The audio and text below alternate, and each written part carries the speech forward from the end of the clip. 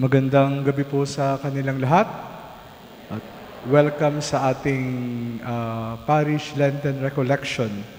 Ang akin pong trabaho ngayon ay of course unang-una i-welcome kayo at syempre pangalawa po ay upang ipakilala ang atin pong speaker ngayon. Tayo po ay maswerte kasi ang taong ito ay napaka-busy dahil siya po ay nagtuturo. Ngayon po ay panahon na ng mga exam, oral exams, may mga naghahanda for compre, may binabasang mga papers, pero tayo po ay napagbigyan kahit po siya ay busy. Ang atin pong speaker, pwede nating sabihing famous anonymous. Malamang kilala niyo siya sa pangalan, pero hindi niyo na-associate yung mukha. Kasi kilala niyo yung mga kantang inaawit natin na ginawa niya kapag tayo po ay nagmimisa. Isa pong halimbawa, yung kinakanta nating Inay. Alam niyo kantang Inay? Alam niyo, huwag niyo na akong pakantahin. Di kaya yung bayan magsiawit. Di pa sa'yo yun? O kaya, ano pa ba? Pagsibol. At marami pang iba. Mamaya, di ko alam kung kakanta siya. Di joke lang, Father. Siya rin po ay magaling na tumutugtog po ng keyboard. So meron siyang mga albums na puro keyboard lang po. Piano, yung Lodge. So siya rin po ay nagtuturo ngayon, sabi ko nga, sa Loyola School of Theology. At siya rin po ay formator sa Arupi International Residence po sa Ateneo. So wag na po natin patagalin. Welcome po natin. Siya po ang aking boss, si Father Arnel Aquino ng Kapisanan ni Jesus.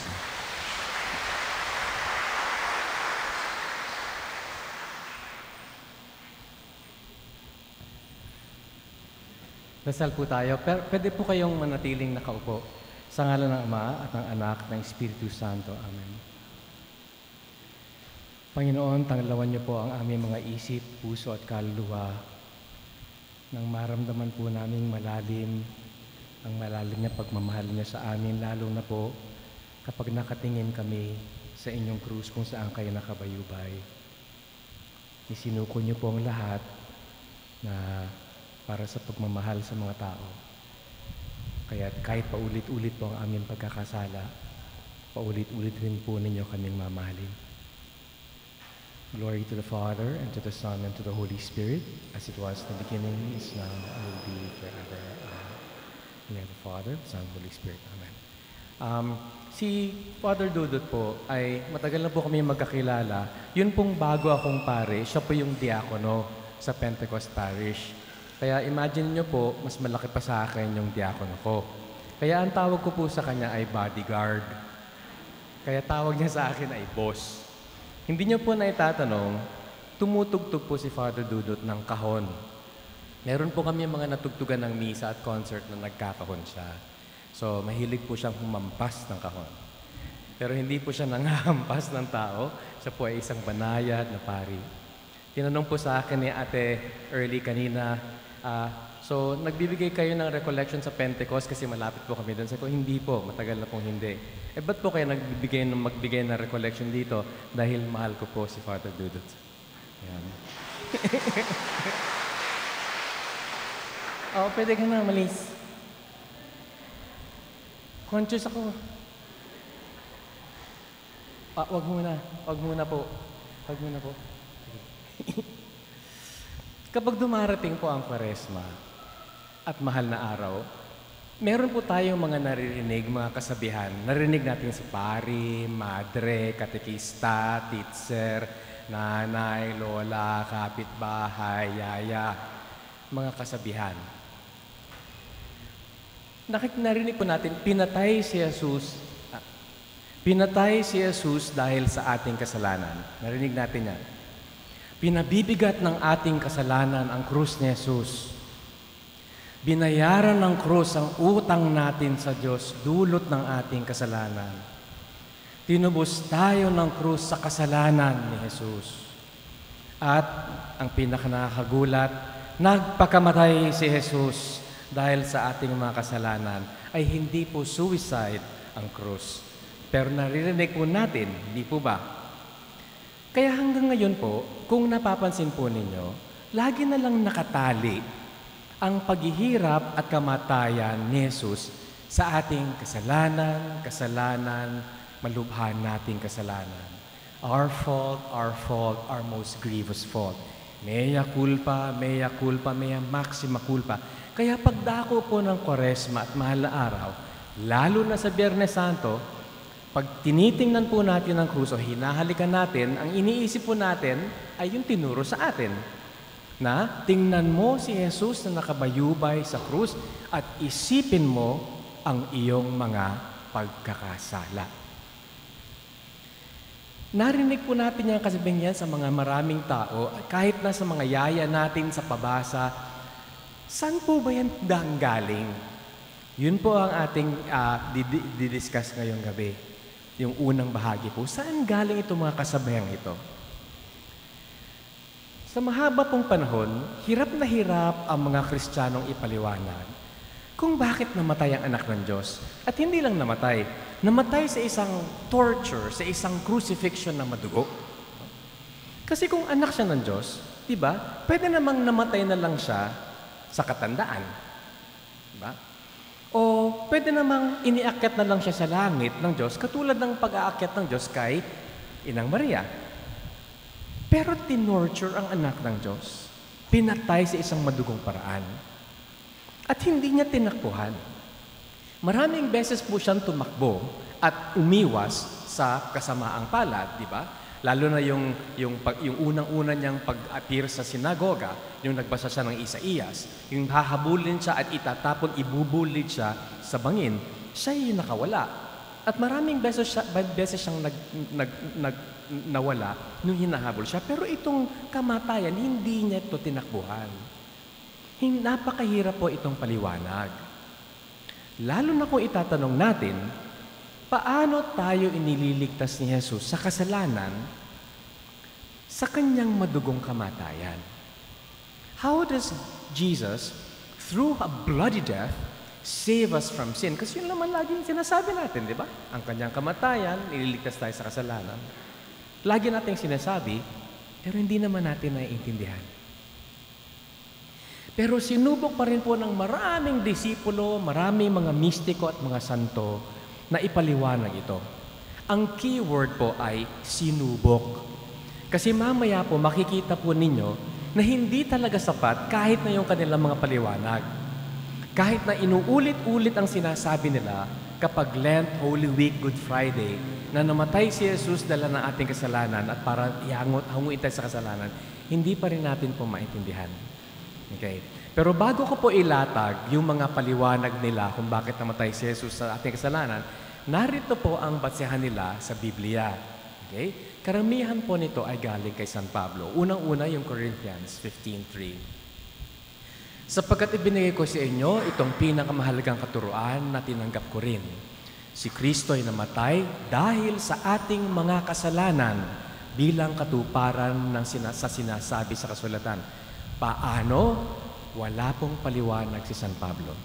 Basta sinabi lang niya na namatay si Jesus dahil sa ating kasalanan.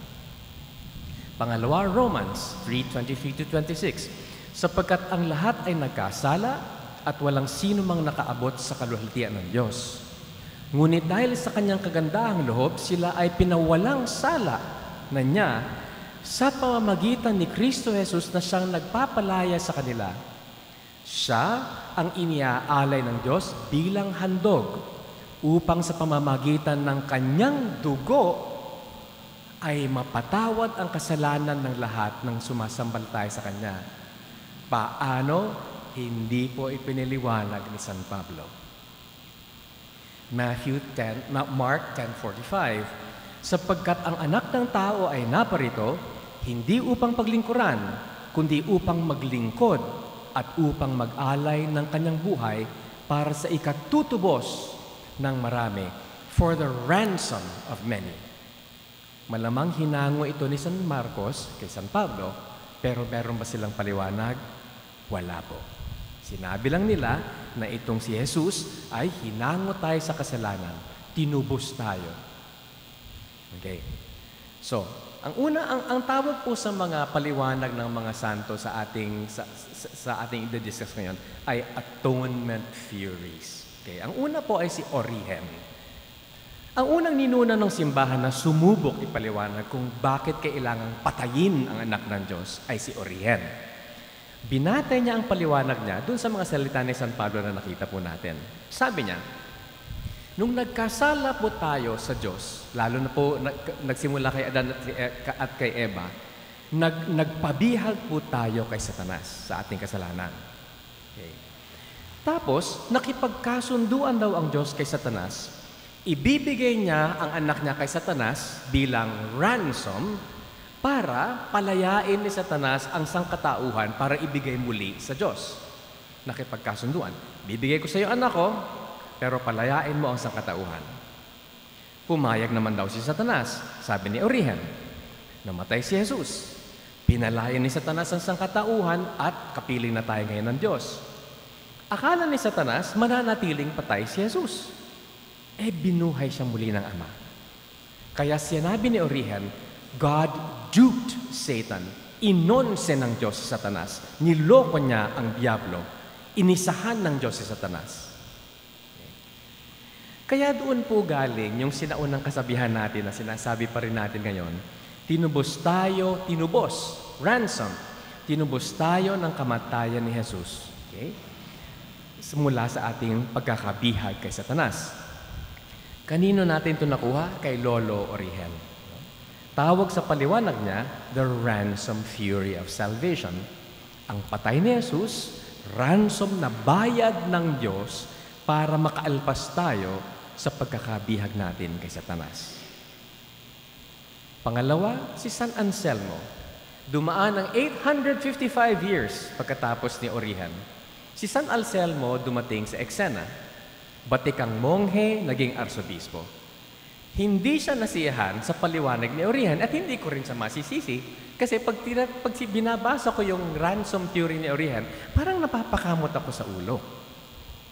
So, gumawa si San Anselmo ng sarili niyang paliwanag kung bakit kinailangang mamatay ni Jesus at mamatay siya na isang madugo na paraan para iligtas tayo sa kasalanan. Sabi niya, nung nagkasala ang sangkatauhan sa Diyos, nagkaroon tayo ng isang napakalaking utang sa Diyos.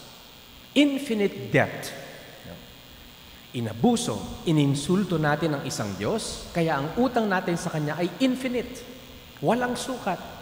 Hindi natin kayang bayaran. So, sino ang magbabayad ng kasalanan natin? Kung sino mang magbabayad ng utang na yan, dapat isa siyang tao tulad natin kasi ang nagkasala ay tao. Hindi anghel, hindi hayop, hindi espiritu. Tayo. So, dapat yung magbabayad ng utang natin sa Diyos, isa sa atin. Pero, kung tao siyang isa sa atin, may pangalawang requirement. Dapat hindi siya kasabwat sa pagkakasala natin sa Diyos. Dapat hindi siya nagkautang sa Diyos tulad natin. So, sino yung taong yon na kompleto ang kanyang requirements at qualification? Isa sa atin, pero hindi kasabwat sa pagkakautang. Si Jesus. Pero dahil anak siya ng Diyos, yung kamatayan niya na ganyan sa krus, ay sobra-sobra pang kabayaran sa utang ng ating kasalanan. His death paid so much more than we owed. Diba? So, paid full na tayo, may sobra pa dahil yung pagkabayaran niya ay isang kamatayan ng anak ng Diyos. Sobra-sobra yung bayad natin, may surplus, katulad po ng binayad natin sa Meralco. Okay. Yon, doon po galing ang kasabihan natin na binayaran ni Jesus ang pagkakautang natin sa Diyos. Galing po yun kay San Anselmo. Yung pagkakautang na kasalanan. Kaya tawag po sa paliwanag ni San Anselmo, the satisfaction theory. The death of Jesus satisfied our infinite debt with God. Pangatlo, the penal substitution theory. Matapos ang 539 years na naman, hindi nasiyahan ang mga protestante sa paliwanag ni Origen at Anselmo. Kaya gumawa ang mga protestante, yung tatlong taong yan, ng sarili nilang paliwanag kung bakit kinailangang mamatay ni Jesus para iligtas tayo sa kasalanan. Sabi nila, nung nagkasala raw po tayo sa Diyos, dapat tayong parusahan. Pero, yung parusang yon na dapat sa atin napunta, inako ni Jesus sa pamamagitan ng kanyang paghihirap at kamatayan sa krus. So, imbis na tayo ang tumanggap ng wrath and punishment, ang dakilang galit ng Diyos at kaparusahan, si Jesus ang ipinako sa krus. Siya ang tumanggap ng kaparusahan na nararapat sa atin. Substitute siya natin. Kaya doon po galing yung kasabihan nating, inako ni Jesus ang kaparusahan para sa ating kasalanan. Kaya yun, sa mga nagdaang siglo, yan ang mga paliwanag ng ating mga ninuno kung bakit kinailangang mamatay ni Jesus sa krus.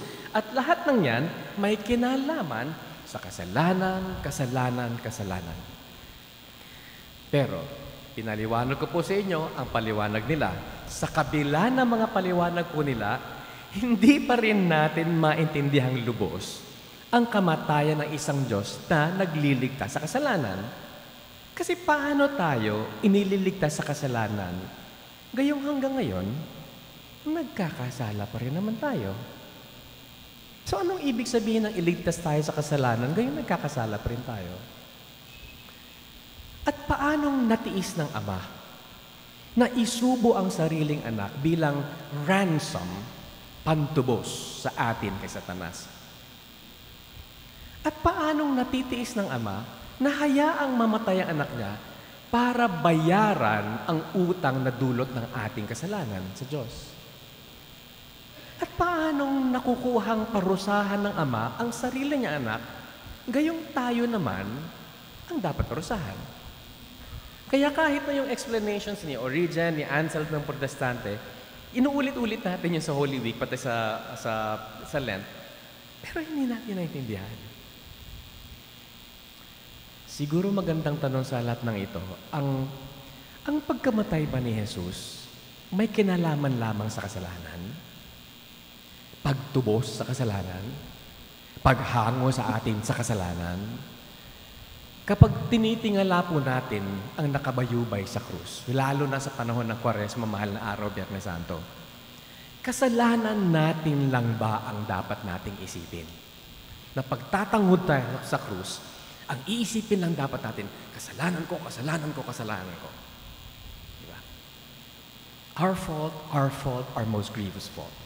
Mea culpa, mea maxima culpa. Naisip ko po, paano naman ang pag-ibig? Paano naman ang pagmamahal? Maari ba nating tingnan ang krus at isipin ang pag-ibig ni Jesus sa mga tao? Imbis na yung kasalanan natin. Pwede bang iugnay ang paghihirap at kamatayan ni Jesus sa pag-ibig? Sacrifice and love. Na tatanggapin niya ang mamatay na lang kaysa tumigil sa pagmamahal sa mga tao. At mas malapit po ito sa karanasan natin. Mas malapit ang sacrifice and love sa puso natin. Alam natin ang pakiramdam ng pagsasakripisyo ng dahil sa pagmamahal. Alam natin ang pakiramdam ng mamatay ng maraming beses para sa mga minamahal natin sa buhay kahit hindi nila tayo naiintindihan at kahit hindi nila tayo madalas pasalamatan. Kaya ang katatungan, pwede bang iugnay ang krus at ang pag-ibig? Imbis na krus na lang, pati kasalanan. Imagine niyo po, kapag nasa burol po tayo ng isang mahal natin sa buhay, o isang nagmahal sa atin, habang nakatanaw po tayo dun sa labi ng yumao, diba? Anong pinag-uusapan po natin sa burol? Hindi ba kung gaano siya nakatulong sa atin, kung paano niya tayo na-inspire, kung gaano siya kabuti sa atin nung siya nabubuhay pa, kung paano tayong tinulungan nung tayo nangangailangan ng tulong. Hindi naman po natin pinag-uusapan sa burol ng isang mahal natin sa buhay ang mga atraso natin sa kanya. Hindi po ba? Yung mga marites pa nga, pag nakatanghod dun sa katawan, ay, ang ganda ng make-up. Natural. Mahal siguro ang punerarya niya. Ay, parang nakangiti. Ay, parang natutulog lang. Ano, parang nakaganyan. Ay, iba ang itsura niya nung buhay pa siya. Therefore, kay kamag-anak, kay marites, hindi tayo nakakarinig ng usapang kasalanan, kasalanan, kasalanan sa burol ng isang mahal natin sa buhay. Imagine naman natin kung tayo ang nakahaya. Knock on wood. Huwag naman sana. At imagine nyo po na naririnig po natin ang usap-usapan ng mga dumadalo sa ating burol. No? Tanong, mas ikapapayapa po ba nating marinig na mag-usap sila tungkol sa kanilang mga kasalanan, atraso, utang sa atin na nakapag-contribute sa ating kamatayan, na nagpabigat sa ating buhay kung tayo yung nakahigang ganyan at narinig natin yung kwentuhan? O mas ikapapayapa at ikatutuwa ba nating marinig na mag-usap sila tungkol sa natutunan nila sa atin, sa malaki nilang pasasalamat sa kabutihan natin, at higit sa lahat, na naramdaman pala nila yung pagmamahal natin sa kanila nung tayo'y nabubuhay pa, na hindi naman natin sila narinig na magpasalamat sa atin madalas. Pero nag-uusap na sila, ay, salamat sa Diyos. Naramdaman pala nila na mahal ko sila. Hindi ba mas magandang pakinggan yon sa burol natin, knock on wood? Eh kahit na nga yung mga kriminal na nakahaya kasi napatay, yung nakikita nyo sa news, yung nakahayang kriminal kasi napatay, nabaril ng pulis, at guilty, na guilty. Kapag ini-interview po yung ng mga nanay nila at yung kanilang pamilya, anong sinasabi ng pamilya? Mabait po talaga ang anak kong yan. Nadamay lamang po yan. Mapagmahal po yan sa amin, sa mga anak niya. Kahit na guilty. Kasi pag hinahaya po, nakaburol po ang isang tao, ang lumalabas po sa atin kabutihan. Kaya, pag yumaw ang isang taong nagmamahal sa atin, ang nasa isip natin kapag dumalo tayo sa kanyang burol, yung mabubuting bagay na dulot niya sa atin, dala ng kanyang pag-ibig. Hindi po ba? Kaya tanong ko, hindi ba maaari rin natin gawin ito kapag nakatatango tayo sa krus? Opo, maaari naman nating patuloy isipin ang kasalanan natin kasi yun naman ang turo ng mga kaparian, ng mga kamadrehan, katekista. Diba? Hindi naman yun bawal at hindi po yun mali. Pero, tanong ko, bakit hindi rin natin isipin ang mga kabutihang dulot ni Jesus sa atin, dala ng kanyang pag-ibig? Imagine po natin, lapitan natin siya sa Golgotha. Kunyari, nandun tayo sa Kalbaryo. Tingala tayo sa mukha ng Diyos. At bago siya mapatira ng hininga, bago tumigil ang kanyang puso, bago maubusan siya ng dugo at tubig sa katawan, anong ini-imagine nating sasabihan niya sa atin sa baba ng krus na nakatangod sa kanya? Ganito ba? Ito, anak. Ito ang ginawa ng mga kasalanan mo sa akin. Ipinako ako sa krus ng dahil sa mga kasalanan mo. Pwede naman. Bakit hindi? Hindi naman mali. Totoo naman dahil sa mga kasalanan ng tao, nakabayubay siya sa krus. Pero meron din mang ganito. Anak, buong buhay kong ipinakita sa iyo na mahal kayo ng aking ama. Kaya sana, kahit kamatayan ko, kung paano man ito mangyayari, sana maipakita ko rin ang dakilang pag-ibig ng Ama sa inyo sa pamamagitan ng paghihirap ko. Dahil kahit paulit-ulit nila akong ipako sa krus, anak, paulit-ulit ko pa rin ipararamdam sa inyo ang pag-ibig namin ng Ama. Alin dun sa dalawa ang nakapagpapagaan ng ating kalooban at nakapagpapalapit sa atin kay Kristong nakabayubay sa krus? At napakalapit po nito sa ating experience ang tumanggap ng paghihirap at kamatayan ng dahil sa pag-ibig. Hindi po ito strange. This is not strange to us. This is not alien to our experience. Loving unto death. So it should not come as a surprise to us. Hindi po dapat tayo magulat. Ang loving unto death, ang pagmamahal tungo sa kamatayan, ay nangyari na rin po sa atin. Let me tell you the story of Jiljil. Si Jiljil po ay labandera po namin sa Cebu. Matagal na po siyang labandera namin. Sa tatlong hindi po yan si Jiljil, yan po ay parang simbolo ni Jiljil. Okay? Shame on me, I've never had a picture with her at hindi ko nalaman kung anong tunay niyang pangalan at ang kanyang apelido kahit araw-araw kami nakikita. At si Jiljil po ay napakagaling na labandera. Pagdating po ng mga damit namin sa kwarto ay napakabango at ang pagkakatupi at pagkakaplansya ay parang maanghel po ang gumawa. Tapos, after 3 years po ako nandun sa Cebu, na-assign po ako doon. Siguro 2 weeks before I left for Manila for good, nakita ko si Jiljil, the usual niya, kumukuha siya ng merienda sa kusina, pero bagsak ang katawan niya, nangangalumata siya at mukha siyang pagod na pagod. Tapos tinanong ko sa kanjil, kamusta naman ka, day? Nga nung bagsak man ang imong lawas, bakit bagsak ang katawan mo? Murag wala kami tulog, parang wala kang tulog. Sabi niya sa akin, Dre, nibalik akong cancer. Bumalik cancer niya. Meron ka palang cancer, Jiljil? Yes, Dre. Upat katuig na ko nga remission. 4 years na siya on remission. Talaga, hindi ko man lamang alam. Cancer of the breast. Matagal nang iniwan si Jiljil at ang kanyang 4 na paslit na anak nang walang kwenta niyang asawa. Tapos sabi niya sa akin, alam mo, Dre, yung nagka-cancer ako, yung nagki-chemotherapy ako, pag nag-chemotherapy daw siya, pupunta siya sa hospital for chemotherapy. Tapos bago mag-kick in yung symptoms ng chemotherapy, bago siya atake yung symptoms na yun, tatakbo muna siya dun sa eskwelahan. Kasi sa eskwelahan po kami nakatira, sa Sacred Heart Cebu. Maglalabas siya ng mga damit, kasi as many clothes that she can wash. Kasi sayang daw yung sweldo. Tapos pag hindi daw niya kaya, uuwi na siya at magluluto pa siya para sa 4 ng anak na uuwi galing sa eskwelahan. At magpapahinga na siya ng 1 linggo.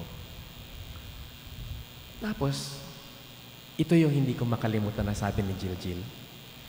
Sasabihin ko muna sa Bisaya para hindi mawala sa translation yung ibig niya. Kahibaw ba kadre kung anong nilahutay ko ing ani kat kadugay, kay naglaba ko sa panapton sa misa o mga sinina sa pare. Alam niyo ba, Father, kung bakit ako nagtagal ng ganito kahit may cancer ako? Dahil naglalaba po ako ng mga tela sa misa at damit ng pare. Buong buhay dukha si Jiljil, nakatira sa isang barong-barong. Pero tulad ng maraming mabuting magulang at maraming mabuting tao, hindi niya ininda ang sariling paghihirap, sakit at pagtitiis. Dahil nakatuon yung buhay niya sa kanyang mga anak, sa ikabubuhay nila, that they might have life and have it abundantly. Kasi nakaasa sila sa kanilang ina. At inako ni Jiljil ang lahat ng krus at kamatayan, ika nga, hanggang siya'y tuloy na mamatay. Loving unto death. And this is familiar to all of us. We have done this. We believe in this. Nung namatay po si Jiljil, dinistribute po yung 4 niyang maliliit na anak sa mga kamag-anak. Pangalawa, si Mami. At tunay po yan. Yan po si Daddy at si Mami. Yan. Si Mami po ay isang pharmacist sa maliit na butika sa palengke. Lagi po siyang nakapustura. Kahit sa palengke siya nagtatrabaho sa isang butika, nakapustura po lagi siya. At laging ayos ang buhok. Yan. Tapos, kasi po, tatanong niyo po sa mga pare, yung mga pamilya po namin, karamihan po sa amin, text lang po sila, nagkakipag-communicate. Pero ikinatatakot po namin, pag nag-ring yung telepono at nakita namin either mom or dad or kuya or bunso. Pag nag-ring yung telepono, lalo na pag nasanay kayo, nag-text lamang. Eh habang tumutugtog po ako sa misa, ring yung telepono ko, vibrate ng vibrate. Pagtingin ko, kuya. Sabi ko, ito na. Lord, sana hindi ito yung kinatatakutan ko. Tinawagan ko ang kuya, sabi niya pagkatapos ng misa, Nel, Mom is in the ICU. You might want to come home. Sa Davao po yun. Next day, kumuha ko ng ticket, tumakbo ko sa Davao, galing sa airport, diretso po sa ospital, may maleta pa, diretso po sa ICU. Nung nakita ko po ang mami sa likod ng eskaparate, sa glass, nakataas yung kanyang ulo, tapos hindi na po siya mukhang ganyan. Ang unang pumasok sa isip ko, and I confess, at alam na ito ng mami dahil nasa langit na siya, sabi ko, ang sakit talaga, nagpapapangit ng magulang.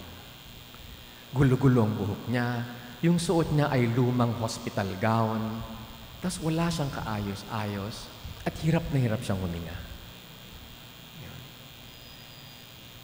Umuwi ako nung nakauwi na ang mami sa bahay. Tapos after 3 weeks, pumanaw na siya. Hindi na siya nagtagal. Tumigil ang puso ng mami dahil sa pagod.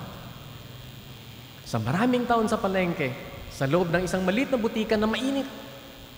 Gising siya ng 6 a.m., nasa butika siya ng 7 a.m., uuwi siya ng 10 p.m. kasama ang daddy every single day except Sunday. Hindi ko po ubos maisip hanggang ngayon kung paano siya tumagal sa butikang yan sa palengke at paano niya kami binuhay sa mga kita niya sa mga gamot. Kaya lagi ko pong sinasabi sa mga estudyante ko, ang ating mga magulang, ang ikinamamatay talaga nila, pagod. Napapagod at bumibigay ang katawan dahil sa walang kapagurang pagmamahal sa atin. Our parents die of exhaustion.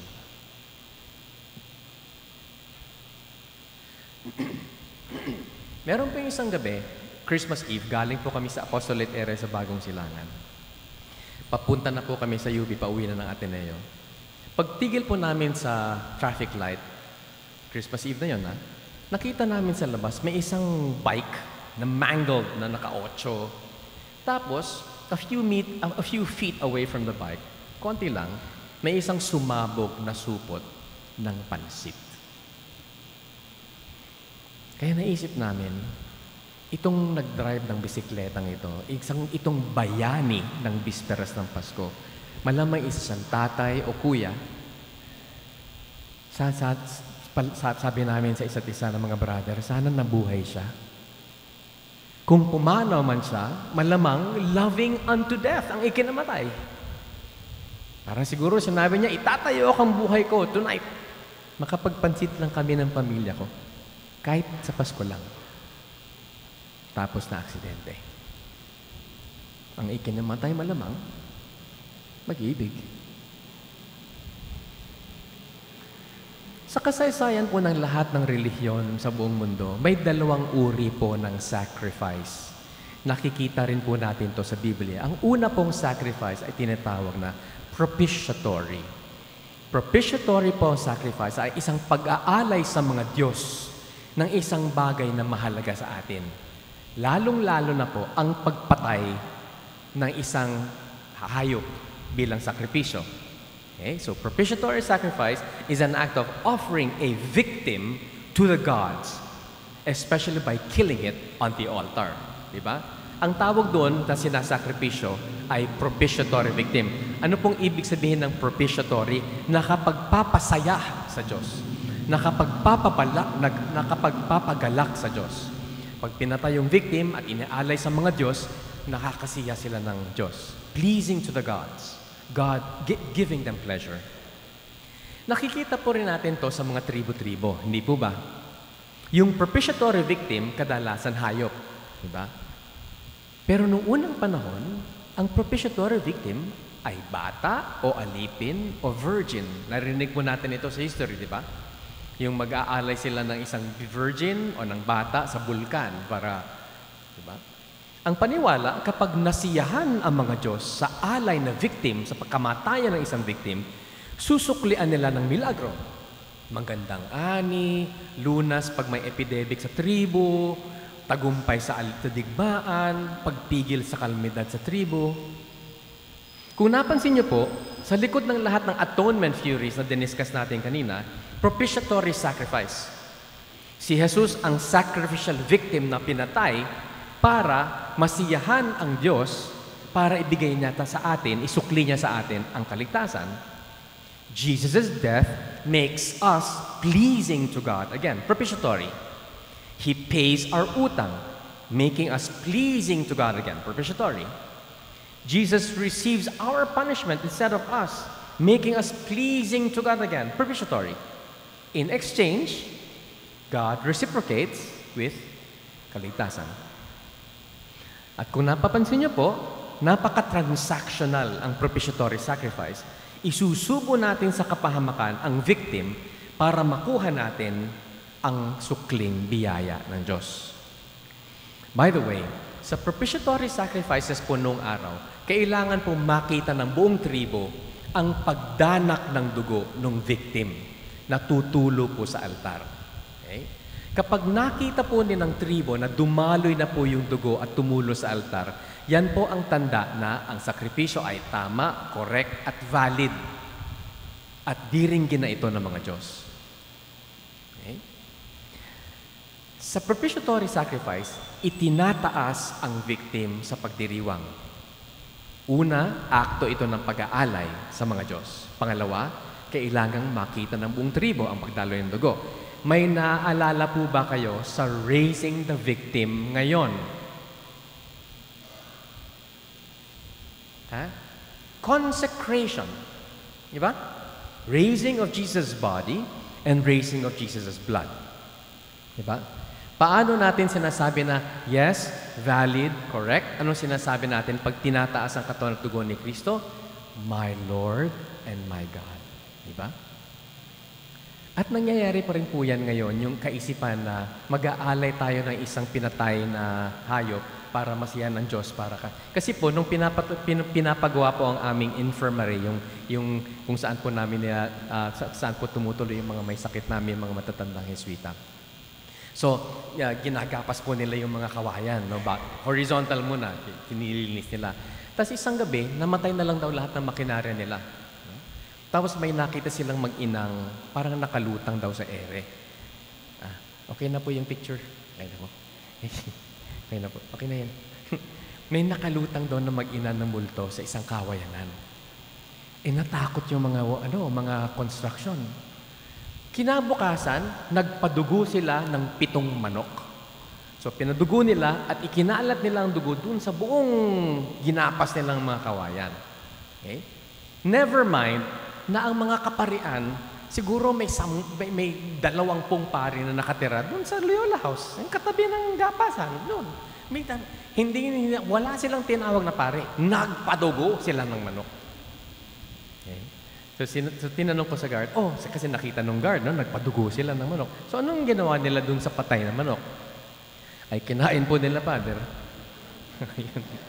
Okay. Kaya pala hindi tumawag ng pare. Para may makain ng manok.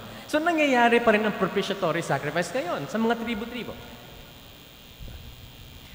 Pero ang pangalawang uri ng sacrifice sa lahat ng reliyon kasama sa atin ay redemptive sacrifice. Mas familiar po ito sa atin kasi ginagawa natin ito araw-araw. Redemptive sacrifice ay ang pag-aalay at pagsusuko ng sariling mga pangangailangan para sa kabubuti ng kapwa, sa ikaliligtas, ikagagaan ng kapwa, lalong-lalo na mga mahal natin sa buhay. Redemptive sacrifice is the surrender of ourselves for the sake of redeeming, saving, unburdening another, usually a beloved.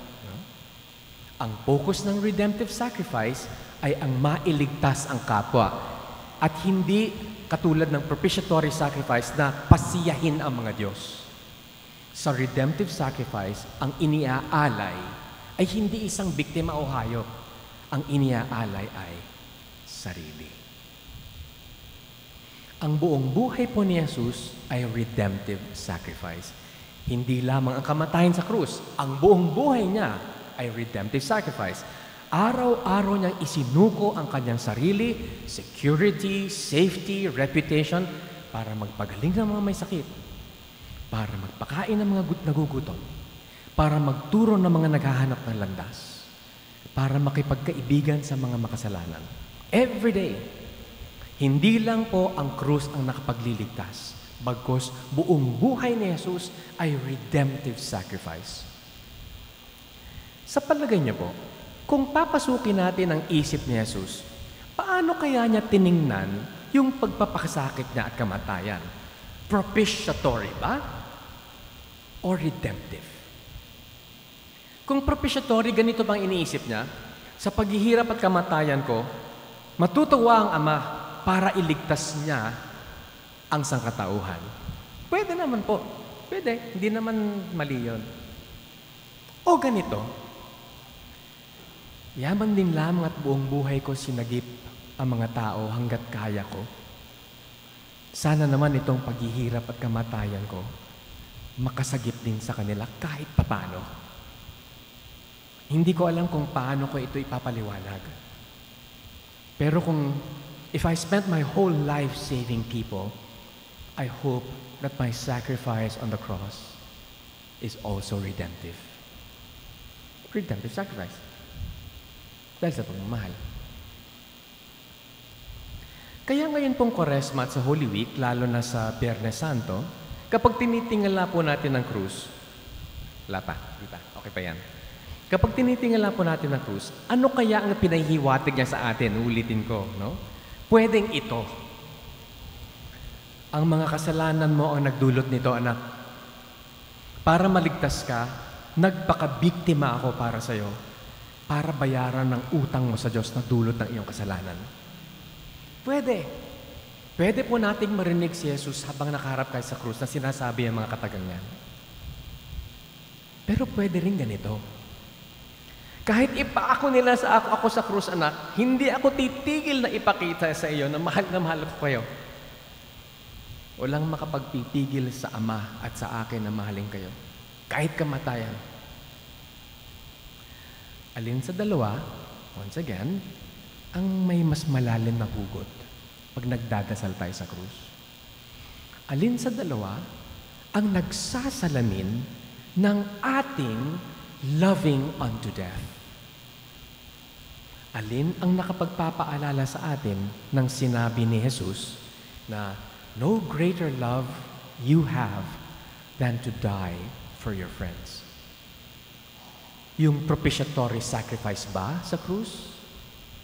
O yun bang redemptive sacrifice? Yeah.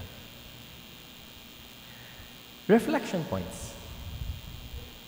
Ngayon pong Kwaresma at Semana Santa, sa mga nalalabing araw ng Kwaresma, kapag tumatanaw po tayo sa krus, maaari po nating itanong, sino-sino ba yung mga tao sa buhay ko na yumakap sa paghihirap at kamatayan para mabuhay ako at para makapamuhay ako ng may sagana? Who are the people who have been willing to die 1,000 deaths so that I may have life and have it abundantly? At ano ang dalangin ko para sa kanila? At pag lumalapit din po tayo sa krus, sa Biyernes Santo, pag humahalik po tayo sa krus, pwede rin ganito. Sino-sino naman ang mga taong minahal ko? Kaya buong puso kong inakap ang paghihirap at kamatayan. Mabuhay lang sila at mamuhay sila ng may sagana kahit na hindi kami mayaman, kahit na naghihirap kami. Who are the people we die for so that they may have life and have it more abundantly because of our love for them? At ano ang dalangin ko para sa aking sarili? Malamang ang mga dalangin ng mga magulang at ng mga tumatayong magulang ay parang ganito: Panginoon, bigyan niyo po ako ng mahabang buhay na malusog at masigla para patuloy ko pong suportahan at buhayin ang aking pamilya. At yan po ang dinadasal ng daddy ko na 88 years old, magpasa hanggang ngayon. Sabi niya sa akin, anak, dahil sa mga panalangin mo sa akin, ako'y nabubuhay ng matagal at yun din ang panalangin ko sa aking sarili. Sabi ko sa kanya, Dad, wala po akong power. Ang Diyos po ang may power. Kinakatawan po ni Jesus sa krus ang lahat ng taong nag-aalay ng sarili dahil sa pag-ibig. Ika nga ni San Pablo, dala-dala natin sa ating katawan ang kamatayan ni Jesus. Nang sa gayon, ang buhay ni Jesus ay magningning mula sa atin. We carry in our bodies the death of Jesus so that the life of Jesus may shine forth in our bodies. Kung wala po ang Espiritu ni Jesus sa ating katauhan, hindi po natin mauunawaan talaga kung bakit kailangan tayong mamatay para sa mga minamahal natin sa buhay nang dahil sa pag-ibig. But because Jesus, who is redemptive sacrifice, ay nananatili sa atin, hindi natin kailangan ipaliwanag kung bakit kailangan nating magdusa at mamatay para sa mga mahal natin sa buhay.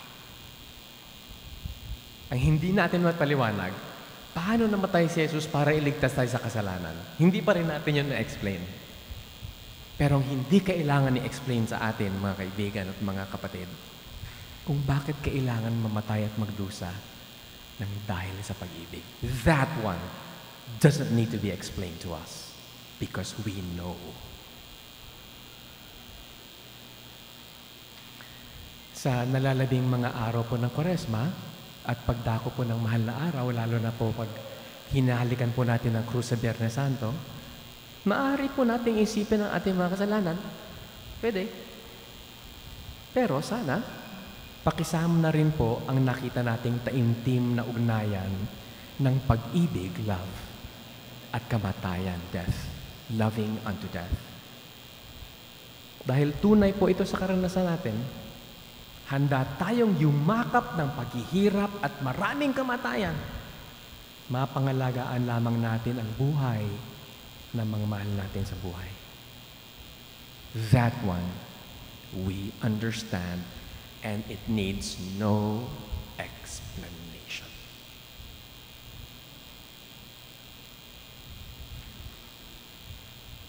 Manahimik tayo po sandali at tingnan po natin ang krus. At alalahanin po natin na hindi tayo tinigilan ng pagmamahal ni Jesus hanggang kanyang kamatayan. At naintindihan po natin ito dahil marami pong tao sa buhay natin ang nagsakripisyo, naghirap, at napatay ng maraming beses para tayo ay mabuhay. Kaya ipagdasal po natin ang mga taong ito sa ilang sandali.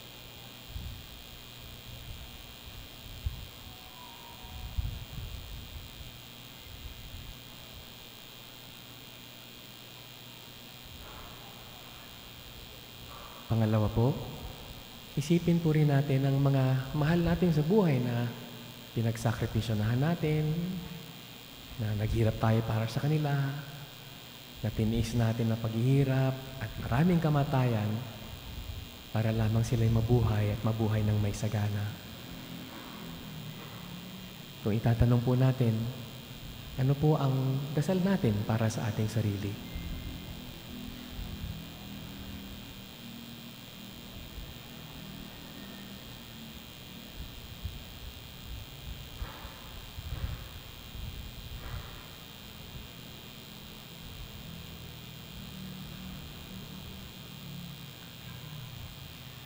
Last story.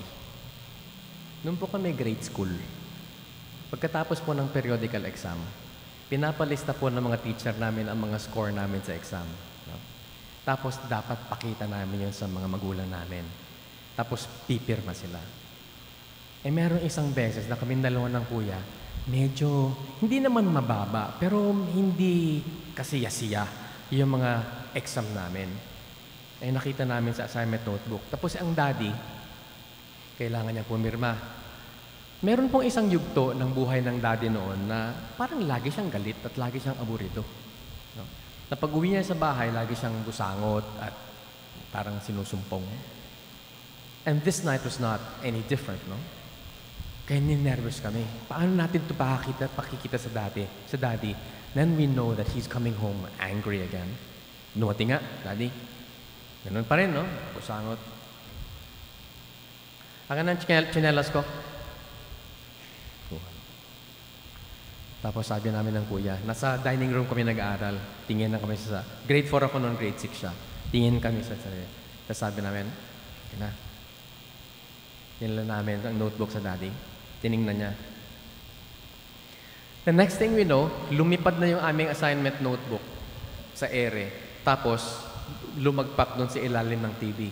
Doon po sa mga kabataan ngayon, meron pong ilalim ang TV noon. Kasi po ang TV noon ay parang may 4 na legs. Nandun sa nakaganyan na amin. Nakikita po hanggang ngayon na parang kahapon lang nangyari. So yung assignment notebook namin nakaganyan sa ilalim ng TV. At bigla siyang sumigaw. Wala na bang itataas ang mga gradong yan? Nanginig kami. Naisip ko tuloy, kung kaya mag-math, kung kaya mag-social studies, tapos umakyat siya, he stormed out of the living room, no? Nandun siya sa taas. Hindi kami makakain. Maya sabi, Glenn, Arnel, pumanhik nga kayo rito. Pumanhik. Pag lumalalim na po ang Tagalog ng daddy kong tiga Cavite, alam namin galit na siya. Pumanhik. Diba? Pumanhik nga kayo rito. Pagpasok namin sa kwarto, nakababa yung ulo niya, nakaupo siya sa kama, nakababa ulo niya. Sabi niya, umupo nga kayo mga anak. Sa harap may 2 sopa. Upo kami doon. Sabi ko, ito na.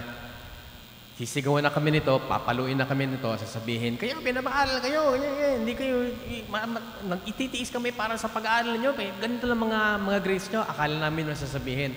Pero ang sinabi niya ganito, mga anak, magmula ngayon, hindi ko na ikagagalit ang mga grado ninyo sa eskwelahan. Patawarin niyo ako mga anak.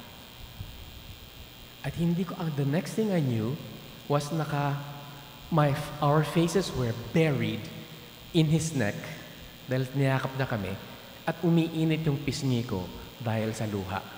That was the next thing I remember when he said, I am never going to get angry just because of your grades ever again. Nakita ng daddy na higit pa ang mga anak niya sa grado.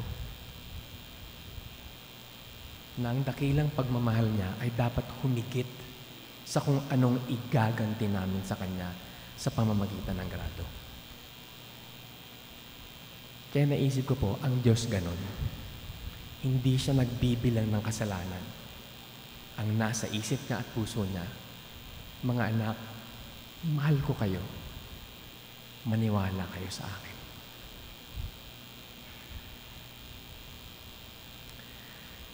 Glory be to the Father, and to the Son, and to the Holy Spirit, as it was in the beginning, is now, and will be forever. The Lord be with you. And may Almighty God bless you and the people you love and who love you, the Father, the Son, and the Holy Spirit. Amen. Maraming salamat po.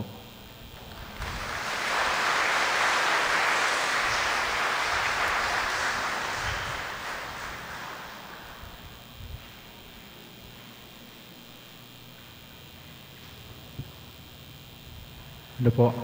Naiyak po kayo? Personal kasi kaya mas malalim eh. Anyway, Father Arnel, sa ngalan ng komunidad ng Our Lady of Miraculous Medal Parish, maraming salamat sa pagpapaunlak sa isang gabing, di ko alam kung makakatulog kayo na mas maaga, o sana mapapadasal kayo. Marami tayong baong iuuwi ngayong gabi. Maraming mga points na pwedeng pagnilayan at atin pong dadalhin habang tayo ay patuloy pong naglalakbay sa ating panahon po ng Kwaresma. Next week po, patuloy ang paanyaya ng ating Panginoon na makauwi sa Kanya. Meron po tayong kumpisalang parokya sa darating na Huwebes next week.